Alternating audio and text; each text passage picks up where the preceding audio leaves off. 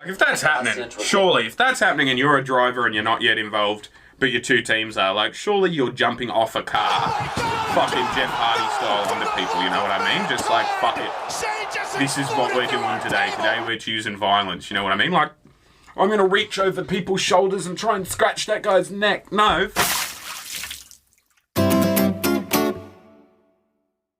What's up, Squad? It's your Squid, aka the Anxious Squid. You know what the video's about. Let's do it. This weekend, as of recording this weekend, NASCAR goes to the Texas Motor Speedway to the collective groan of most of its fans. Okay. But how did it end up this way?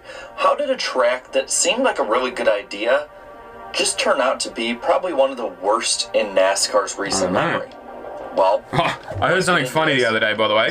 No offense to anyone that's from Texas and whatnot, but a family member, like an in-law, said to me, what do you say? The lone star on the Texas flag is actually a 5 out of 5 star review.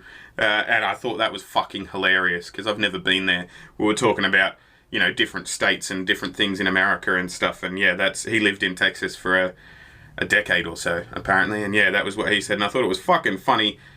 Regardless of whether it's true or not, I got no fucking idea. I've never been there, right? But I thought it was a funny one-line quip. You know what I mean? Like I said, a track in Texas really seems like a good idea. But the start of getting Texas Motor Speedway set the tone, I think, with most NASCAR fans at the time. Okay. In order to get a date at Texas Motor Speedway, there needed to be one removed. So that was part of what happened to get rid. While talking about Texas, right? The whole everything's bigger in Texas. Texas is huge and stuff. I don't understand that. We have cattle stations bigger than Texas in Australia. Like North Wilkesboro Speedway. In order to get a date for Texas, North Wilkesboro not throwing shade, just saying. And it had another one taken off as well, which means that Texas rid of North Wilkesboro Speedway. In order so to they got rid of a bunch of other tracks. North Wilkesboro had one of its dates taken off, and it had another one taken off as well, which means that Texas helped in North Wilkesboro Speedway's damnation off of the NASCAR schedule. Right. Probably not a good idea. So people are a bit bitter about that. Your track is one of the defining reasons why a fan favorite is removed from NASCAR altogether. But the thing is, it wouldn't be the last time this would happen either. But we'll get to that later. Now, when they were building, there was tons of different problems, whether it was with drainage, irrigation, parking, whatever it might be. They also overbuilt the grandstand to basically continue to match the high demand of the late 1990s. Okay. At the time, it seemed like a great idea. Of course, 150,000 people would file into Texas Motor Speedway. NASCAR was a hit at the time.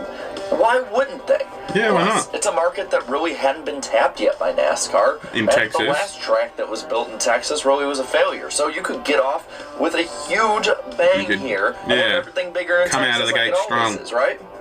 Well, the problem is there was no forethought. What happens if NASCAR doesn't have the demand? What happens if the economy crashes and isn't good? What happens when it comes to all the upkeep?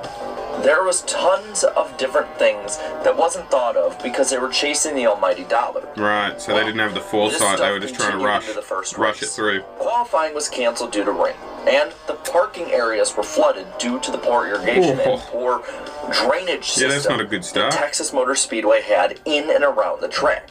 Due to this getting bogged on their way in, as well as the bad plan when it came to highway control, it meant that by 8 a.m. in the morning on race day, traffic was backed up over 15 miles. 15 miles? Shit! Opened to a lot of controversy. That's led to the first race being an unacceptable, really. Like, you need to manage your resources better than that. That took out a good fourth of the field.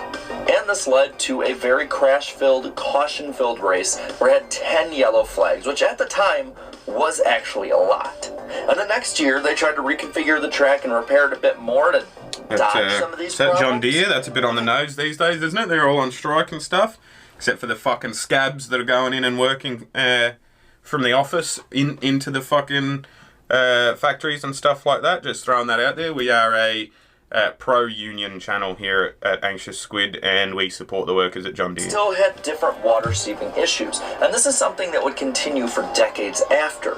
So, by the time 99 came around, they had what seemed to be their definitive layout. And I'll be honest, from 1999 into the early 2000s, there weren't really too many big on-track controversies. And the track really rose with NASCAR's popularity rise. Yeah, cool. The more it rose up, the more that the purse rose, the more that the attendance rose, the more that everything seemed to be going okay for Texas. It seemed like Texas was going to be a mainstay in the NASCAR schedule and really not have too much controversy after the fact. Okay. But the problem wasn't on the track, like I said. It was off the track. And this is where we go into the big lawsuit. Furco versus NASCAR. Okay. It was filed in 2002 and resolved by 2004. The lawsuit 2-year-long lawsuit was from Francis Furco, so he sued NASCAR and ISC, which was both owned by the France family. Because they'd implied in many of the contract deals and different deals that Texas Motor Speedway would get a second race. Well, by 2002, it did not get a second race. So the track had been open now for over 5 years and had not gotten you win some, you lose some that it was set to get. So they go through this nasty fight. You still got one race, though. ISC, in a settlement, had to sell Rockingham to SMI. Like, I guess. They used that race to go to California because they wanted to have 2 California races. Okay. And this also cost Darlington one of their races as well. Right. And they didn't get their 2 scheduled dates back again until 2021. Yeah, and I was going to say Darlington had 2 races this year, right? It gave enough room for Texas to get the fall date that Darlington held with the Southern 500 at the time, that being moved back to May, and Texas keeping his own spring race. A bit race. of information overload, but I'm getting it. I'm following it. For you right now, Texas Motor Speedway was responsible for the dates of North Wilkesboro, Rockingham, and Darlington being taken off the Cup schedule. The big three, 2 of three which big favorites. never returned. Now, from about 2005 to 2016, the track did improve. The surface was aging, and that looked there were a lot deliberate. of He lanes bumped him that right back drivers would use. So it actually did make for some great races at times. Entertaining 2 races at least. a year, 1 always in the chase. This is how it was every year in this span. And for the most part, Texas didn't get too much hate because the racing itself was not the worst on the schedule. It was not, in any means, the worst on the schedule. They actually had some really good moments. Both of the finishes in 2007 were damn good. And whether it was Jeff Burton barely beating Matt Kenseth with a couple laps ago, or Matt Kenseth challenging Jimmy Johnson to no avail in the fall race. In 2010, Denny Hamlin had a good battle with Matt Kenseth as well. Man, Kenseth loses a lot of these. Yeah, that's unfortunate.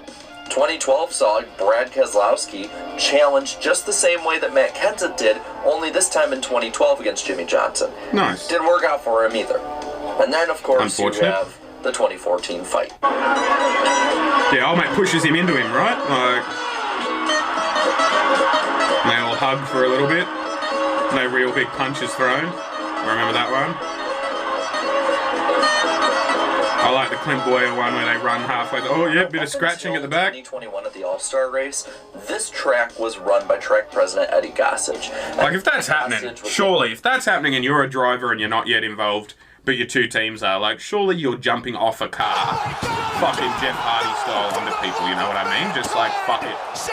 This is what we're doing today. Today we're choosing violence, you know what I mean? Like, I'm going to reach over people's shoulders and try and scratch that guy's neck. No, fucking... Anyway. Like, I'm not a fighter, right? I'm a lover, not a fighter. But at the point that you've decided to fight, fucking fight, you fucking big girl's blouse. You know what I mean? Like, don't just... You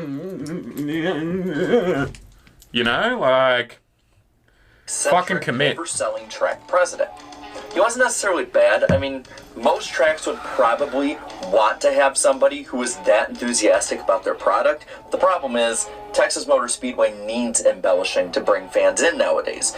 Gossage in doing this would be part of tons of different controversies. Back in 2007, someone walked over my grave. Billboards about Dale Jr. and Teresa Earnhardt going back and forth against the wishes of the Earnhardt family.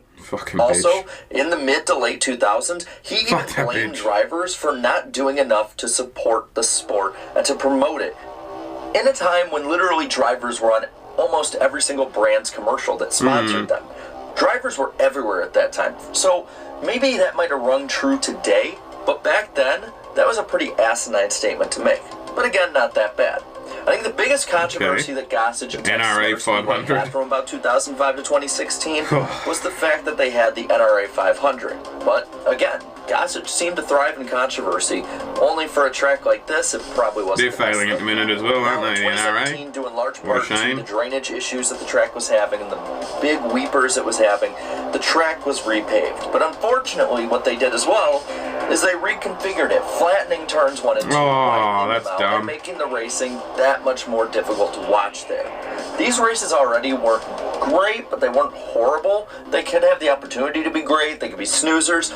Now, these were almost flat-out snoozers. Yeah. Aero dependency was key and the name of the game, and it just made it worse. And this also opened up the can of worms of PJ1 being added to the track. Because since they couldn't race that well, they needed to have extra substance to make them race better. This sense has stained the track and has actually affected negatively the IndyCar races done there. And seeing how Texas Motor Speedway has been designed every step in the way to be a track for both NASCAR and IndyCar, it was a massive failure. And to this day, is one of the worst tracks now on the schedule. So how is Texas Motor Speedway right now? Well, it's down to one date again, and the All-Star race. It was done in a deal to give one of its dates to the Circuit of the Americas, aka COTA. Nice. And since then, a lot of fans have been saying, hey, this is the second best Texas track on the schedule. It's probably the top 3 least popular NASCAR tracks on the schedule. And if you ask people what their least favorite track is, I think about 50% of the time you're going to see Texas mentioned in some way. Fans now online are actively wishing for this to shut down the way that Kentucky or Chicago. See you later. So what's the future hold? Well, in my opinion, it's pretty unclear. It's going to keep its dates that it has now in 2022, much to the dismay of fans. But after that, it's up in the air. But I'm going to leave this one up to you. What do you think the future of Texas Motor Speedway holds? Is it a good one? Is it going to get better? Is this the bottom of the barrel? Or is it just going to get worse? Is it going to be taken off the schedule? Or is it... Sounds like people want it to be taken off the schedule. We have to put up with year in and year out. Let me know down in the comments. Year in and year out. I thought he said that, not year in and year out. I think that this is going to be a really interesting, almost polling of what NASCAR fans think online about Texas. Also, while you're at it, leave a like on this video. Share this video and subscribe to my channel for more great NASCAR content. To everyone who supports the channel through channel memberships, thank you so much for that support. And until next time, have a good one. I will do. Thanks, mate. That's cool.